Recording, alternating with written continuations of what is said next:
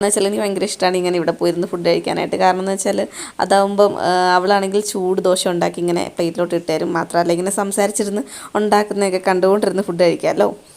അതിന് ശേഷം ഒരു ചായ കുടിച്ചു.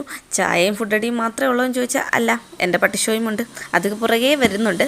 അപ്പം അങ്ങനെ ഞങ്ങൾ പുറത്ത് പോകാൻ റെഡിയായി. ഇതാണ് എൻ്റെ പട്ടിഷോ. അങ്ങനെ കുറേ പർച്ചേസിങ് കാര്യങ്ങളൊക്കെ ഉണ്ടായിരുന്നു. അപ്പോൾ അതിന് ഞാനും അഞ്ചും കൂടി പോകാൻ റെഡിയായി നിൽക്കുമ്പോഴാണ് ഞാൻ കുറച്ച് വീഡിയോ ഒക്കെ എടുത്ത് അടിയെന്ന് പറഞ്ഞു. കുറച്ച് സ്റ്റോറിയും സ്റ്റാറ്റസൊക്കെ ഇട്ട് വെറുപ്പിക്കാമല്ലോ എന്ന് വെച്ച് കുറച്ച് വീഡിയോസൊക്കെ എടുത്തു. അങ്ങനെ ഷോപ്പിലെത്തി.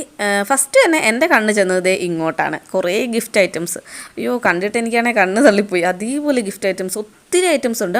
അപ്പോൾ ഞാനിങ്ങനെ അവിടെ ചെന്ന് ഓരോന്നും എടുത്ത് നോക്കും. വാങ്ങിക്കാൻ ഇൻട്രസ്റ്റഡ് ഒന്നുമല്ല, പക്ഷേ കാണാൻ ഭയങ്കര ഇഷ്ടമാണ്.